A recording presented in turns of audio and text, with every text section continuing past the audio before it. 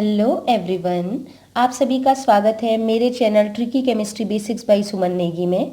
तो आज हम पढ़ेंगे विद्युत रसायन भाग 4, जिसमें हम चालकता, प्रतिरोध और विभिन्न प्रकार की चालकताओं का अध्ययन करेंगे। ठीक है, तो हम स्टार्ट करते हैं ये वीडियो को। इससे पहले मैं 3 वीडियो पोस्ट कर चुकी हूँ। अगर आपने वो नहीं देखी हैं, सीरियल वाइज हैं, क्योंकि हम स्टार्टिंग से सीखते हैं तभी हमें बीच का भी आता है, तो आप आई बटन पे जाके वो तीनों वीडियो देखें एंड देन यहाँ मूव करें। ठीक है, तो चलिए हम शुरू करते हैं। कंडक्टेंस, चालकता, इसको कहते हैं कंडक्टेंस इंग्लिश में, और इसको इंग्लिश के जी लेटर से डिनोट किया जाता है, जैसा कि एनसीईआरटी में शो है। ये तो डिनोटेशन है, उससे कोई दिक्कत नहीं होती।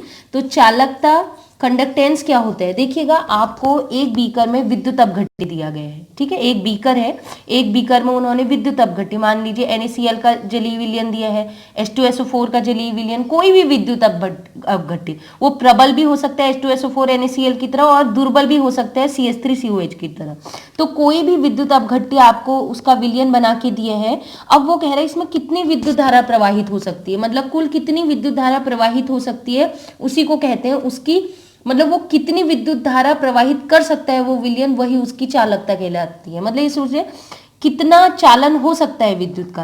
तो सिंपल परिभाषा, एक विद्युत अपघट्य जो आपको दिया गया है, उस विद्युत अपघट्य की विद्युत धारा प्रवाह करने की शक्ति, मतलब वो अपने अंदर कितना विद्युत का प्रवाह कर सकता है, वो कहलाएगा क्या, चालकता।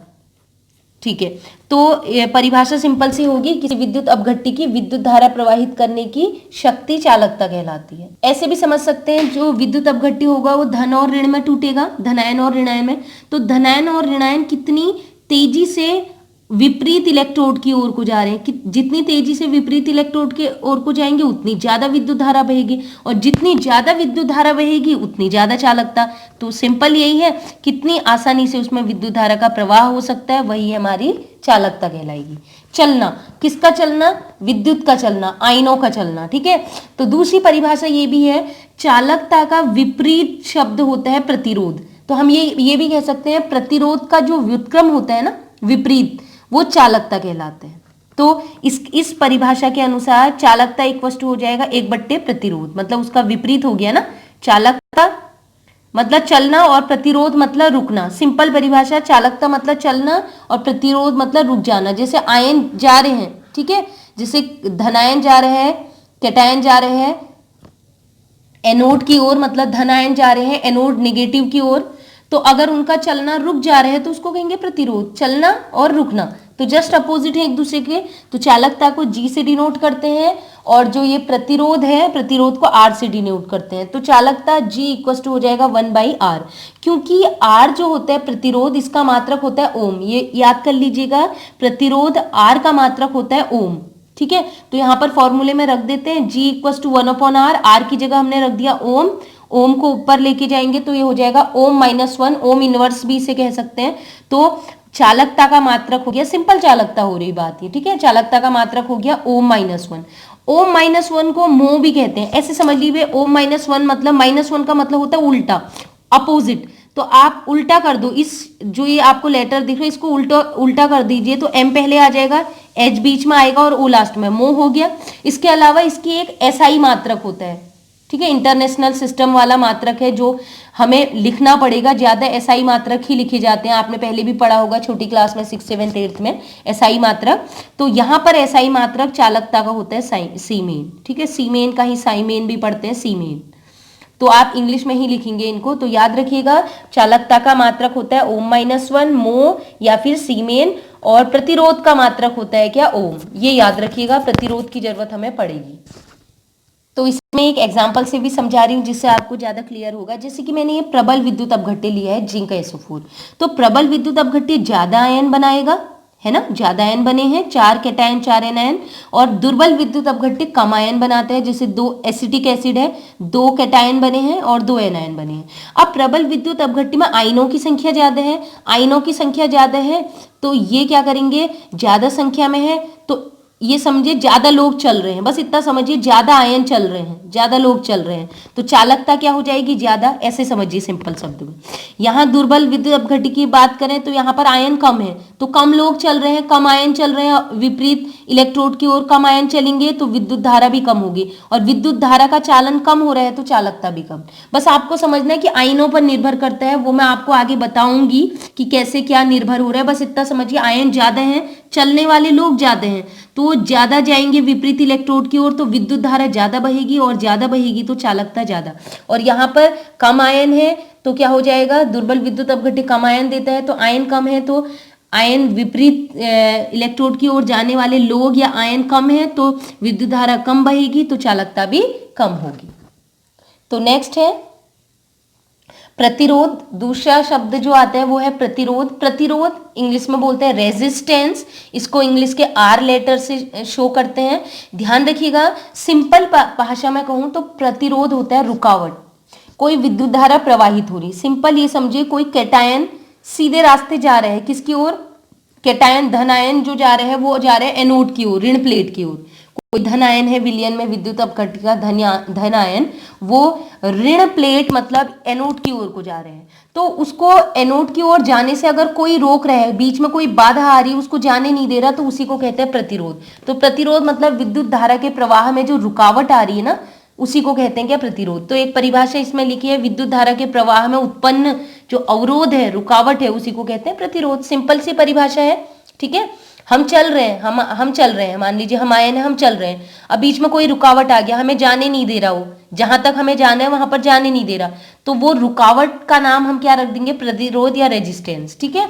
इसे आर लेटर से प्रदर्शित करते हैं और इसका मात्रक होता है ओम, ठीक है। इंग्लिश में प्रतिरोध को वैसे भी बोल देते हैं रेजिस्टेंस, क्या, रास्ते में आने वाले ऑब्स्टिकल्स, परेशानियां। तो प्रतिरोध को प्रभावित करने वाले कुछ कारक हैं जिनकी वजह से प्रतिरोध का मान कम या ज्यादा होता है। और जैसा कि हम जानते हैं प्रतिरोध चालकता का जस्ट अपोजिट है, तो प्रतिरोध अगर कम होगा तो चालकता बढ़ेगी, प्रतिरोध बढ़ेगा तो चालकता कम होगी, वो आपने लिंक करना है, ठीक है। तो पहला फैक्टर, कारक जो है जो प्रतिरोध को प्रभावित करता है या चालकता को प्रभावित करता है, वो है लंबाई। तो लंबाई क्या है, पहले आप एग्जाम्पल समझिए, देन आप इसमें मूव करिए, ठीक है, थ्योरी में। मान लीजिए ये किसी विद्युत अपघट्य का ये विलयन लिया है, उसमें हमने लंबाई बढ़ा दी, विद्युत मतलब बीकर थोड़ा बड़ा है, ठीक है, बहुत बड़ा बीकर है, तो मान लीजिए ये बीकर है, ऐसे समझ लीजिए, इतनी लंबाई, इतनी चौड़ाई का, ठीक है, लंबाई का। तो यहाँ पर धनायन है कोई विलयन में, इस धनायन को इस एनोड नेगेटिव प्लेट तक जाना है, होता है ना यही।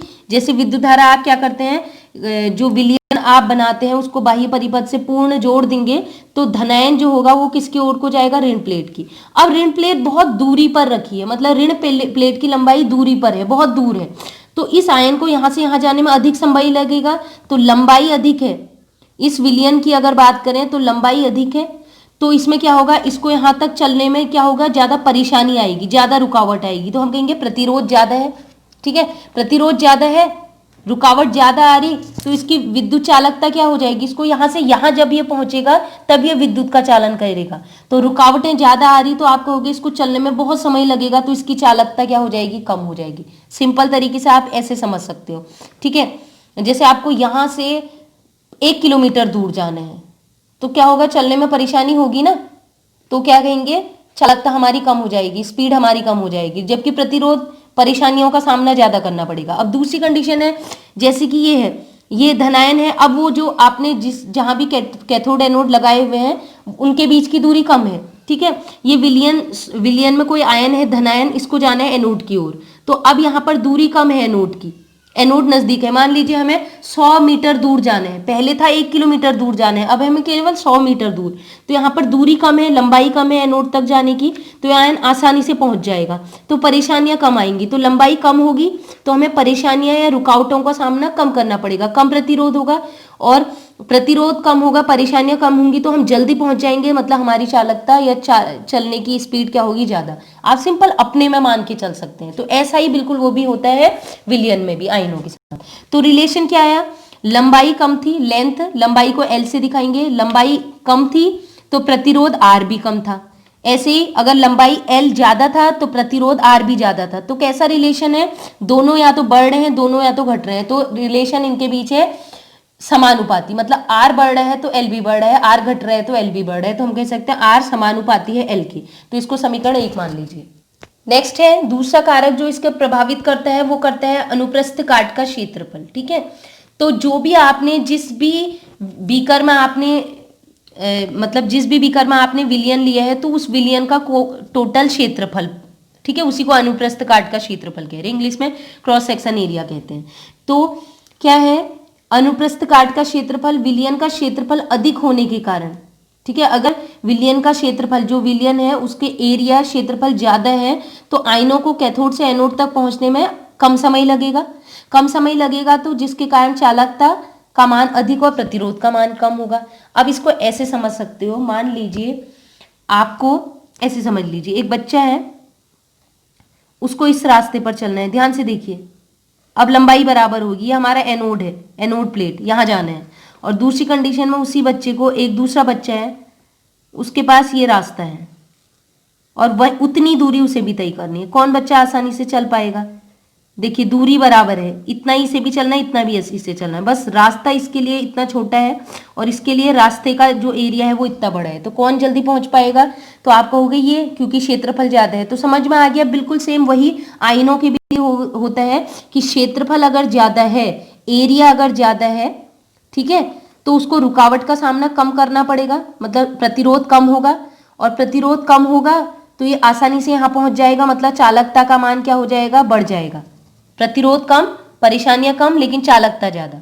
ठीक, तो कैसा रिलेशन आ रहा है प्रतिरोध, और यहां की बात करें, यहां पर क्षेत्रफल कम है, ठीक है, क्षेत्रफल देखिए रास्ते का क्षेत्रफल बहुत कम है, तो क्षेत्रफल विलियन का क्षेत्रफल कम होगा, तो इस बच्चे को यहां पहुंचने में थोड़ी परेशानी होगी, यहां बहुत छोटा सा रास्ता है, पहुंचने में परेशानी होगी। तो परेशानी हो रही मतलब प्रतिरोध ज्यादा है, तो चलने में दिक्कत होगी, तो चालन भी क्या हो जाएगा? कम। तो प्रतिरोध ज्यादा तो चालन कम। ठीक है, कैसा रिलेशन हो रहा है? व्युत्क्रमानुपाती, वो तो होता है उनके बीच।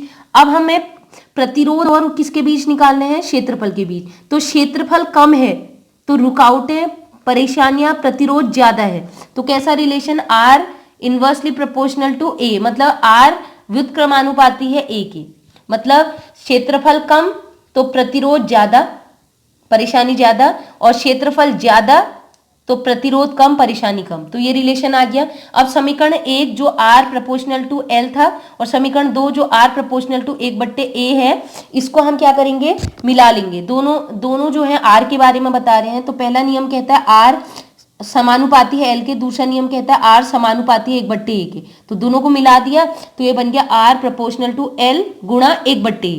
ठीक है, तो वो हो गया l/a ही हो गया। तो प्रपोर्शनल या अनुक्रमानुपाती का चिन्ह हटाएंगे तो एक नेतांक आएगा, उसे कहते हैं विशिष्ट प्रतिरोध। ये जो नेतांक आ रहा है ना, इसको रो भी कहते हैं, ये जो दिख रहा है आपको, इसको रो या इंग्लिश में लिखेंगे RHO, रो भी कहते हैं। ये नेतांक है, विशिष्ट प्रतिरोध इसे कहते हैं।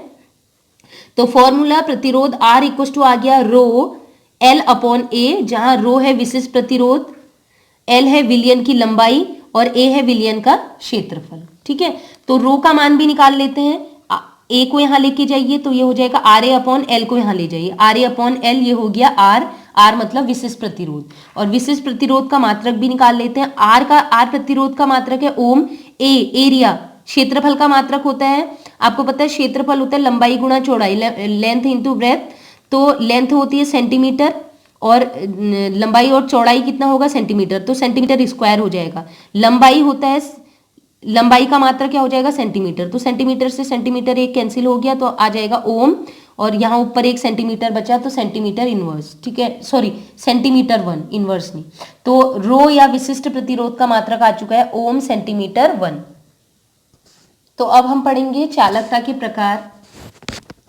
चालकता हमें जो पढ़नी है बुक्स में, एनसीईआरटी में मेंशन है, वो है 3: विशिष्ट चालकता, स्पेसिफिक कंडक्टेंस, तुल्यांकी चालकता, इक्विवेलेंट कंडक्टेंस, और मोलर चालकता या मोलर कंडक्टेंस। ठीक है, तो पहला चालकता पढ़ते हैं विशिष्ट चालकता। तो विशिष्ट चालकता को इंग्लिश में स्पेसिफिक कंडक्टेंस भी कहते हैं। ध्यान से सुनिएगा, पहले आप डायग्राम देख लीजिए तब हम डेफिनेशन पढ़ेंगे। देखिए आपने एक घन लिया है, घन इंग्लिश में बोलते हैं क्यूब। ठीक है, आपने एक घन लिया है, बहुत अच्छा, मेरी ड्राइंग है नहीं, बट समझ लीजिए इसे। ठीक है, एक घन लिया है, घन बना लीजिए आप क्यूब। अब घन की लंबाई 1 सेंटीमीटर रखनी है, चौड़ाई 1 सेंटीमीटर रखनी है और उसकी ऊंचाई भी कितनी रखनी है, 1 सेंटीमीटर। एक क्यूब जैसे ऐसे समझ लीजिए जैसे वो होता है ना आइस क्यूब होती हैं, बर्फ के टुकड़े, है ना, बिल्कुल वैसे समझ लो। 1 सेंटीमीटर लंबाई, 1 सेंटीमीटर चौड़ाई और 1 सेंटीमीटर ऊंचाई होनी चाहिए जो आप घन बनाएंगे। तो घन का आयतन कितना हो जाएगा, 1 सेंटीमीटर 1 सेंटीमीटर 1 सेंटीमीटर, लंबाई गुणा चौड़ाई गुणा ऊंचाई इक्वल टू 1 सेंटीमीटर क्यूब। तो ये जो घन आपने बनाया है जिसका आयतन कितना हो गया, 1 सेंटीमीटर क्यूब, इसमें आपने एक विद्युत अपघट्टी भर दिया है। ठीक है, विद्युत अपघट्टी भर दिया है, इसकी एक दीवार बना दी कैथोड की, एक दीवार हो गई एनोड की। अब इसमें विद्युत धारा का प्रवाह हो रहा है। ठीक है, तो ये जो 1 सेंटीमीटर क्यूब आयतन का जो आपने विद्युत अपघट्टी भरा है, 1 सेंटीमीटर क्यूब आयतन है ना इस विलयन का, क्योंकि घन का आयतन अगर 1 सेंटीमीटर क्यूब है तो इस पूरे घन में उसने बिल्कुल उतना ही, जितना घन का आयतन है पूरे उतने आयतन में उसने विद्युत अपघट्टी भरा है। तो विद्युत अपघट्टी का आयतन भी कितना हो जाएगा, 1 सेंटीमीटर क्यूब। तो 1 सेंटीमीटर क्यूब जो आपने विद्युत अपघट्टी भरा है, इस ये विद्युत अपघट्टी टोटल जितनी भी विद्युत धारा का प्रवाह करेगा, विद्युत का जितना भी चालन करेगा, उस चालन को कहेंगे क्या, विशिष्ट चालकता। अभी तक हम चालकता पढ़ रहे थे, बस मैंने ये बोला था कितना ही आपको विलयन दिया है, कम लिया है, ज्यादा दिया है, दुर्बल है, प्रबल है, हमें कोई मतलब नहीं। तो बस आपको कोई भी विलयन दिया है, 100 ml, 1 लीटर, 2 लीटर, खुद कितना ही भी हो सकता है, तो उसकी जितनी भी चालक, उसमें जितना भी विद्युत का प्रवाह होगा वो चालकता है। लेकिन यहाँ पर चालकता एक विशेष प्रकार की आ गई। कैसी विशेष प्रकार की, वो कह रहा है आपको केवल 1 सेंटीमीटर क्यूब आयतन, 1 सेंटीमीटर क्यूब आयतन का जो विद्युत अपघट्टी लिया है, केवल उतने पोर्शन की, उतने आयतन की आपने चालकता देखनी है। तो ये परिभाषा हो जाएगी किसी विद्युत अपघट्टी के 1 सेंटीमीटर क्यूब विलयन द्वारा, 1 सेंटीमीटर क्यूब विलयन द्वारा प्रवाहित चालकता, जितने भी ये चालकता उत्पन्न करता है या प्रवाहित करता है उसे कहेंगे क्या, विशिष्ट चालकता। नाम से ही लग रहा है विशेष प्रकार की, 1 सेंटीमीटर क्यूब की। या फिर इसका दूसरा नाम ऐसे भी कह सकते हैं, देखिए बच्चों, चालकता का विपरीत क्या होता है, प्रतिरोध ना। तो अगर हमें पता चल जाता विशिष्ट चालक, जैसे चालकता का उल्टा होता है प्रतिरोध, वैसे विशिष्ट चालकता का विपरीत क्या हो जाएगा, 1/, विशिष्ट प्रतिरोध। तो ये भी कह सकते हैं विशिष्ट प्रतिरोध के व्युत्क्रम को विशिष्ट चालकता कहते हैं। आसान है ये परिभाषा भी, वैसे प्रॉपर बेटर है कि आप ये लिखें, लेकिन आप इन दोनों में से कोई भी लिखेंगे चलेगा, बट दोनों लिखें तो ज्यादा बेटर है, अच्छा मार्क्स आपको मिलेगा। तो अब हम पढ़ते हैं, फॉर्मूला डिराइव करेंगे। तो देखिए आपको फॉर्मूले इसके अकॉर्डिंग पता चला कि देखिए मैं आपको बता दे रही हूँ, विशिष्ट चालकता को कप्पा से प्रदर्शित करते हैं। दिख रहा है आपको के, कप्पा, पप्पा नहीं है, पप्पा नहीं, ये है कप्पा, के एकदम के टाइप का नहीं होता, थोड़ा घुमा हुआ सा होता है, बनता नहीं है, चलेगा के भी लिखेंगे। तो कप्पा, इसको बोलते हैं विशिष्ट चालकता। तो कप्पा इक्वल टू, इस परिभाषा के अनुसार विशिष्ट प्रतिरोध का व्युत्क्रम। तो अभी कुछ देर पहले याद कीजिए विशिष्ट प्रतिरोध को किससे प्रदर्शित किया था, रो, RHO, रो। इससे पहले बताया था मैंने, रो नेतांक, विशिष्ट प्रतिरोध नेतांक जो होता है। ठीक है, तो ये हो जाएगा का व्युत्क्रमानुपाती, मतलब 1/, व्युत्क्रम विशिष्ट प्रतिरोध, विशिष्ट प्रतिरोध को रो से दिखाते हैं, रो। ठीक है, तो अब रो का मान अभी कुछ देर पहले क्या निकाला था, देखिए रो का मान निकाला था RA/L। तो रो इक्वल टू होता है RA/L। तो यहां से ये रो की वैल्यू यहां से उठा के यहां रख दीजिए। तो कप्पा इक्वल टू 1/रो था, रो की जगह हमने रख दिया रो का मान RA/L। तो RA/L है तो L ऊपर चला जाएगा, तो ये कप्पा का मान आ जाएगा L/RA। ठीक है, कप्पा इक्वल टू, इस पर आपके न्यूमेरिकल आते हैं, याद कर लीजिए फॉर्मूले, कप्पा इक्वल टू L/RA। तो ये तो हो गया इसका फॉर्मूला, ये याद रखना, क्योंकि हर प्रकार की चालकता में कप्पा का भी पीछा नहीं छोड़ेंगे आपके। ठीक है, तो विशिष्ट चालकता का मात्रक है। अब मात्रक निकालेंगे, क्योंकि मात्रक भी आपको आते हैं और कभी कभी मात्रक को देख के हम समझ जाते हैं कि ये कौन सी चालकता की बात कर रहे हैं। ठीक है, तो विशिष्ट चालकता के मात्रक के लिए पहले हम फॉर्मूला लिखेंगे, कप्पा इक्वल टू L/RA। तो हमें पता है L लंबाई है, लंबाई का मात्रक सेंटीमीटर लेना है, R प्रतिरोध है, प्रतिरोध का मात्रक होता है ओम। इसके अलावा A होता है एरिया, क्षेत्रफल, इसका मात्रक होता है लंबाई गुणा चौड़ाई, मतलब सेंटीमीटर स्क्वायर। बस ये याद रखना। ठीक है, तो L का मात्रक हो गया सेंटीमीटर, अपॉन R का मात्रक हो गया ओम, और सेंटीमीटर स्क्वायर हो गया मात्रक किसका, क्षेत्रफल A का। तो आप 1 सेंटीमीटर से 1 सेंटीमीटर कैंसिल हो जाएगा, 1 सेंटीमीटर बचा है। ठीक है, ये सेंटीमीटर ऊपर चला जाएगा तो सेंटीमीटर इनवर्स, और ओम भी ऊपर जाएगा तो ओम इनवर्स हो गया। तो पहली मात्रक आ चुका है, पहला मात्रक आ चुका है कप्पा, विशिष्ट चालकता का मात्रक ओम -1 और सेंटीमीटर -1। अभी मैंने आपको बताया था ओम -1 को -1 मतलब उल्टा कर दो इसको, तो एम आगे चला जाएगा, फिर एच और ओ बाद में, तो मो भी लिख सकते हैं। तो दूसरी यूनिट हो जाएगी मो, और सेंटीमीटर को ऐसे रहने दीजिए, सेंटीमीटर -1। ठीक है, दूसरी यूनिट भी हो गई। अब तीसरी यूनिट है बहुत इंपॉर्टेंट, क्योंकि ये है एसआई मात्रक। तो मैं आपको बता देती हूँ, एसआई मात्रक में सेंटीमीटर की जगह लंबाई या क्षेत्रफल का मात्रक लिखते हैं मीटर। ठीक है, सेंटीमीटर की जगह आप क्या लिखते हैं, मीटर। और मो या ओम इनवर्स की जगह आप एसआई मात्रक में लिखते हैं क्या, साइमेन। क्या लिखते हैं, सीमेन या साइमेन, जो भी कहें, सीमेन लिखते हैं। तो मो की जगह मो लिखो या ओम इनवर्स लिखो या साइमेन लिखो, एक ही चीज है। तो सीमेन, ये मो की जगह लिख दिया सीमेन, और सेंटीमीटर -1 की जगह लिख दिया मीटर -1। ठीक है, लेकिन बच्चों एक चीज ध्यान रखिएगा, ये भी मैं आपको बता दे रही हूँ, मो को या ओम इनवर्स को सीमेन में बदलोगे तो कोई चेंज नहीं आएगा, क्योंकि ओम -1 इक्वस टू होता है मो इक्वस टू होता है सीमेन, ये तो तीनों बराबर। लेकिन जब सेंटीमीटर -1 को आप मीटर -1 में बदलोगे तो सीधे नहीं बदलता, ये नहीं कि 1 सेंटीमीटर -1 इक्वस टू 1 मीटर होगा, नहीं, 1 सेंटीमीटर इनवर्स इक्वस टू होता है 100 मीटर इनवर्स। तो ध्यान रखिएगा, लेकिन इसकी जरूरत आपको पढ़नी नहीं है वैसे, लेकिन फिर भी मैं बता दे रही हूँ। ठीक है, ये तो मात्रक थे, तो मात्रक तो सीधे होंगे, लेकिन कोई गणित सवाल आएगा तो ये बदलना पड़ेगा, आपको 100 से गुणा करना पड़ेगा। तो आप पढ़ेंगे दूसरी चालकता, जो है तुल्यांकी चालकता, या इसको कहते हैं इक्विवेलेंट कंडक्टेंस। ठीक है, इक्विवेलेंट कंडक्टेंस या तुल्यांकी चालकता। ये तुल्यांकी चालकता पढ़ने के लिए आपने नॉर्मलता पढ़ी होनी चाहिए। मैंने विलियन चैप्टर पहले ही अपलोड कर दिए हैं सारे लेक्चर, तो जिसने नहीं पढ़ा है एक बार नॉर्मलता वाली वीडियो जरूर देखें, वहीं से आपको तुल्यांकी समझ में आएगा। ठीक है, तो नॉर्मलता को मैं थोड़ा सा आपको डिफाइन कर देती हूँ। देखिए नॉर्मलता क्या होता है, 1 लीटर आपने विलियन लिया है। ठीक है, 1 लीटर विलियन, किसी का भी कोई भी विलेय विलायक को आपस में मिलाया और कुल विलियन 1 लीटर बनाया है। तो उस 1 लीटर विलियन में जो आपने विलेय लिया था, विलेय के जितने भी ग्राम तुल्यांक, तुल्यांक की नाम से ही लग रहा, 1 लीटर विलियन में आपने विलेय के जितने भी ग्राम तुल्यांक की डाले थे, ग्राम तुल्यांक की पदार्थ विलेय का मिलाया था, उसी को कहते हैं क्या, नॉर्मलता। ठीक है, तो अब तुल्यांकी की बात हो रही, तो यहां पर भी होता है। आपको करना क्या है, आपने एक बीकर लिया है। ठीक है, इस बीकर में टोटल विलियन बना है 1 लीटर विलियन, अभी सिंपल विलियन है 1 लीटर। अब इस 1 लीटर विलियन में कितने, जैसे नॉर्मलता में होता है तो कितने ही भी ग्राम तुल्यांकी हो सकता है। ठीक है, लेकिन यहां पर इसने स्पेसिफाई कर दिया कि 1 ग्राम तुल्यांक, किसी कोई विद्युत अपघट्टी है, जैसे NaCl H2SO4 CH3COH है, किसी विद्युत अपघट्टी के 1 ग्राम तुल्यांक को उसने इसके अंदर डाल दिए। ठीक है, 1 ग्राम तुल्यांक को पानी की किसी मात्रा में डाला, पानी में डाला, और डालने के बाद कुल विलियन कितना बना है, 1 लीटर विलियन।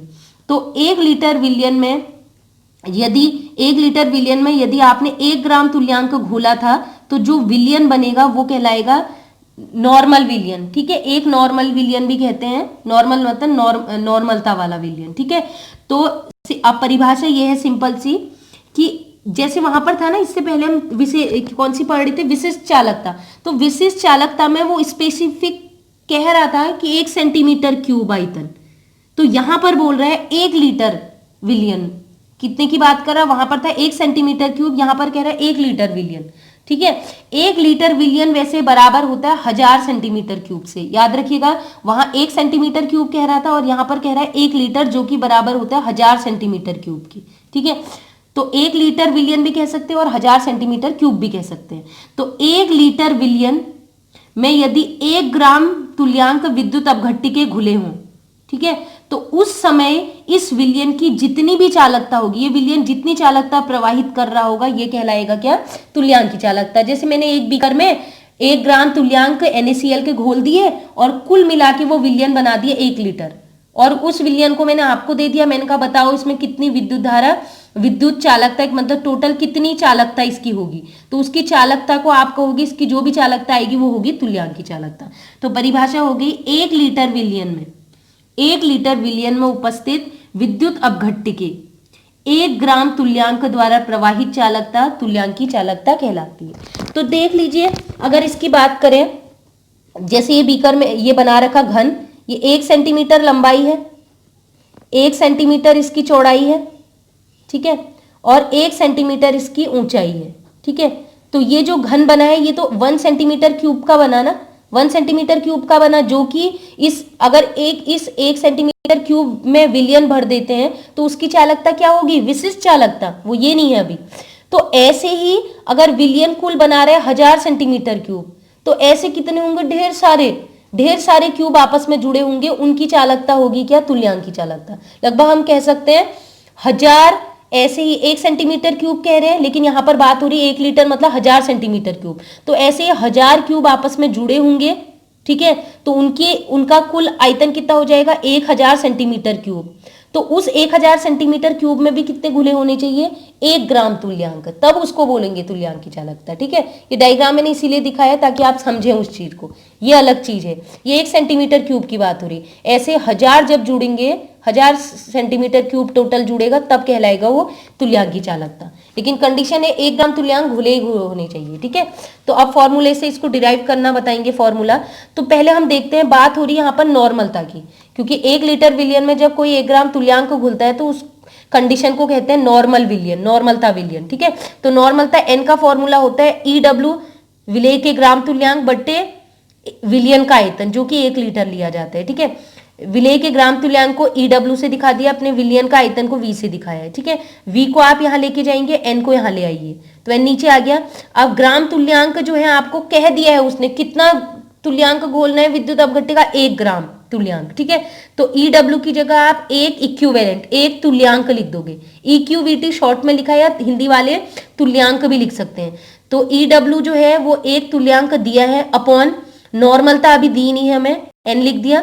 अब नॉर्मलता का मात्रक होता है तुल्यांकी इक्विवेलेंट बट्टे लीटर, तुल्यांकी बट्टे लीटर, तो इक्विवेलेंट से इक्विवेलेंट कट जाएगा, तुल्यांकी से तुल्यांकी कट जाएगा, तो यहां पर बचा लीटर, जो कि लीटर अभी क्या है, अपॉन में है, तो लीटर ऊपर चला जाएगा, है ना, इक्विवेलेंट पर लीटर, तो लीटर ऊपर चला जाएगा। तो आयतन हो गया इस समय, इस कंडीशन में, इस ये नॉर्मल विलियन जो तुल्यांकी पदार्थ है, तुल्यांकी चालकता के लिए जो विलियन बना है, इसका आयतन कितना हो गया, 1/n लीटर, ठीक है। अब क्योंकि हमें पता है कि 1 लीटर इक्वल टू हो जाए 1000 सेंटीमीटर क्यूब, ठीक है। ये जो आयतन आ रहा है वो लीटर में आ रहा है, हमें लेना है सेंटीमीटर क्यूब में।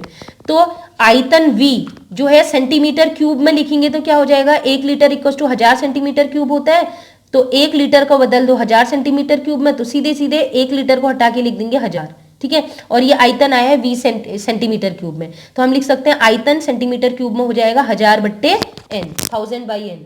तो अब आपको 2 तरीके से बताया जाएगा बच्चों, जैसे आपको सही लगे। मैं तो प्रूव करना चाह रही थी कि हम फॉर्मूला सही तरीके से निकाल रहे, वरना शॉर्टकट भी अपना सकते हैं, मैं आपको बता दूंगी। देखिए 1 सेंटीमीटर क्यूब विलियन का आयतन, चालकता कितनी थी, 1 सेंटीमीटर क्यूब जो विलियन होता है, विलियन वाला आयतन है, उसकी चालकता कितनी थी, इससे पहले पढ़ी थी ना, कप्पा विशिष्ट चालकता होती है 1 सेंटीमीटर क्यूब वाला, उसकी कप्पा है। लेकिन इस समय कितना कह रहा है, 20 सेंटीमीटर क्यूब। अभी हमने निकाला है टोटल आयतन जितना भी आएगा, ये 20 सेंटीमीटर क्यूब, ये है ना 20 सेंटीमीटर क्यूब की चालकता निकालनी है हमें, नॉर्मल विलियन वाला, ठीक है। तो 20 सेंटीमीटर क्यूब विलियन आयतन की चालकता कितनी हो जाएगी, विलियन है 20 सेंटीमीटर क्यूब, आयतन वाले विलियन की चालकता कितनी हो जाएगी, ठीक है। 1 सेंटीमीटर की कप्पा है, तो 20 सेंटीमीटर क्यूब की कितनी हो जाएगी, कप्पा इंटू V। तो फॉर्मूला सीधे भी लगा सकते हो, तुल्यांक की चालकता equal to kappa into V। आपको ज्यादा कंफ्यूज होने की जरूरत नहीं, केवल इतना सा फॉर्मूला लगाइए, तुल्यांक की चालकता equal to kappa into V। तुल्यांक की चालकता को कैप, इसको बोलते हैं कैप EQ करके प्रदर्शित किया जाता है, कहीं कहीं खाली कैप भी लिखा जाता है। तो cap EQ equal to kappa into V का मान कितना निकला था, अभी निकाला था 20 सेंटीमीटर क्यूब इक्वल टू, इधर देखिए 20 सेंटीमीटर क्यूब इक्वल टू आया था 1000/n, तो यहाँ पर ये वैल्यू रख दीजिए, तो ये आ गया 1000/n रख दिया। तो विशिष्ट चालकता कप्पा का मान भी हमें पता है, ओपन करके लिखा था ना हमने L/R, तो यहाँ पर आप रख लीजिए, तो ये हो जाएगा कैप EQ मतलब तुल्यांक की चालकता इक्वल टू कप्पा की जगह L/R इक्वल टू V की जगह 1000/n। तो ये फॉर्मूला आ चुका है तुल्यांक की चालकता का। ये इतने फॉर्मूले इसलिए बता रही हूँ कि न्यूमेरिकल करने होते हैं, और बोर्ड एग्जाम में आया भी है, और BSc स्टूडेंट्स में भी ये क्वेश्चन पूछा गया है, विशिष्ट चालकता क्या है, तुल्यांक की चालकता क्या है, मोलर चालकता, फॉर्मूले, गणित के सवाल भी आएंगे इसमें, ठीक है। तो अब निकालते हैं मात्रक भी पूछा गया है, मात्रक इसी से निकलेगा। फॉर्मूला यहाँ रख दो, इक्विवेलेंट कंडक्टेंस तुल्यांक की चालकता equal to L/R into 1000/n, ठीक है। नॉर्मलता N यहाँ पर आया है, इसका मात्रक अभी बताया था तुल्यांकी बट्टे 1 लीटर, तुल्यांकी बट्टे 1 लीटर, इक्यूवीटी अपॉन लीटर। तो इक्यूवीटी, अब 1 लीटर को हम कितना लिखते हैं, 1000 सेंटीमीटर क्यूब, 1000 तो लिख ही दिया था ना, तो आप सीधे सीधे लिखेंगे 1 litre equals two centimetre cube, क्योंकि 1000 का तो कोई मात्रक होगा नहीं, तो सीधे सीधे हमने लिख दिया इक्यूवीटी अपॉन सेंटीमीटर क्यूब, तो वो यहां रख लेंगे। तो एल का मात्रक सेंटीमीटर, आर का मात्रक ओम, ए का मात्रक सेंटीमीटर स्क्वायर इंटू एन का मात्रक होता है इक्यूवीटी अपॉन सेंटीमीटर क्यूब, बट्टे आ जाएगा सेंटीमीटर क्यूब, तो सेंटीमीटर क्यूब ऊपर चला जाएगा, है ना, बट्टे में होगा तो ऊपर चला जाएगा, तो करना आता है आपको। तो 1 सेंटीमीटर से 2 सेंटीमीटर से इसके 2 सेंटीमीटर कब कट जाएंगे और 1 बचेगा, तो ये हो गया टोटल सेंटीमीटर और सेंटीमीटर, नीचे बचा ओम और इक्यूवीटी। अब इन सबको ऊपर ले जाइए तो ये हो जाएगा ओम, सबसे पहले लिखेंगे ओम इनवर्स, ठीक है, ये आ गया ओम इनवर्स। सेंटीमीटर 2 है, सेंटीमीटर स्क्वायर, और इक्यूवीटी तुल्यांकी ऊपर जाएगा तो तुल्यांकी -1, इसको इंग्लिश में ही लिखे तो बेटर है। नेक्स्ट ओम इनवर्स को क्या लिख सकते थे, मो भी तो लिख सकते थे, बताया था ना, मो सेंटीमीटर स्क्वायर इक्यूवीटी। अब एसआई मात्रक पूछा जाएगा आपसे, ठीक है, या मैं पूछ रही हूँ, तो एसआई मात्रक में मो या ओम इनवर्स को हम सीमेन लिखते हैं और सेंटीमीटर की जगह क्या आ जाएगा, मीटर, ठीक है, तो फॉर्मूला बन जाएगा सीमेन सेंटीमीटर की जगह मीटर स्क्वायर और इक्विवेलेंट वही रहेगा इक्यूवीटी -1, तो ये हो गया हमारा फॉर्मूला। नेक्स्ट है मोलर चालकता, जिसे इंग्लिश में कहते हैं मोलर कंडक्टेंस भी कहते हैं, ये तीसरी चालकता है और लास्ट चालकता है, ठीक है, लास्ट टॉपिक है ये हमारा। मोलर चालकता क्या होगी, जैसे नॉर्मल तुल्यांकी चालकता थी सेम वैसे ही मोलर चालकता होगी। वहां कहा था 1 ग्राम तुल्यांकी घुले हुए विलयन का 1 लीटर में, और यहाँ कहेंगे 1 लीटर में जो घुले हैं 1 मोलर, सिंपल है। तो ये बीकर आपको दिया है, इस बीकर में मैंने टोटल विलियन बना के आपको बीकर में दे दिया 1 लीटर विलियन, और मैंने आपको बता दिया कि इस 1 लीटर विलियन में मैंने जो घोले थे विलेय मतलब विद्युत अपघट्टी जो घोला था वो 1 मोल घोला था। तो मैंने क्या किया, 1 मोल विद्युत अपघट्टी को विलायक की कुछ मात्रा में घोला और कुल मिला के विलियन बना दिया 1 लीटर। तो 1 लीटर विलियन में जो विलेय के मोल घुलते हैं ना, कितने ही घुले हों, उसको कहते हैं मोलरता, कैपिटल एम। लेकिन इस समय उसने स्पेसिफिक कह दिया कि 1 लीटर विलियन में अगर 1 मोल विद्युत अपघट्टी घुलता है, तो 1 मोल विद्युत अपघट्टी घुलने के बाद इसकी जितनी भी ये विद्युत धारा का प्रवाह करेगा, जितनी चालकता होगी उसे कहेंगे मोलर चालकता। तो परिभाषा सिंपल है, बिल्कुल तुल्यांकी चालकता की जगह है, सेम है, ठीक है।